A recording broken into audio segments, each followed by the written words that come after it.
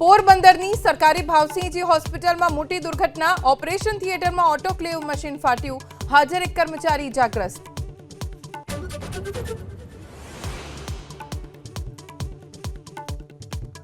સુરતની શિવશક્તિ ટેક્સટાઇલ માર્કેટમાં આગનું કારણ જાણવા તપાસનો ધમધમાટ। એફએસએલ, પોલીસ અને ફાયર વિભાગે સંયુક્ત રીતે હાથ ધર્યો સર્વે।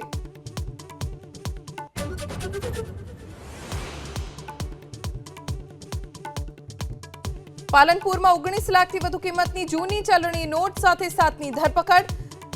પોલીસે આરોમા સર્કલ નજીકથી આરોપીઓને દબોચ્યા।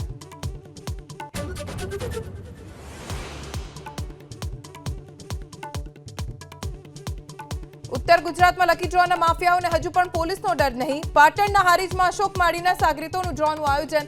પોલીસે 11 સંચાલક વિરુદ્ધ નોંધ્યો ગુનો।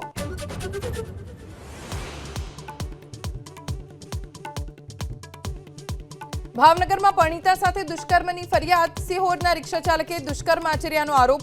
પોલીસે ફરિયાદના આધારે અફઝલ દશાડિયા નામના શખ્સની કરી ધરપકડ।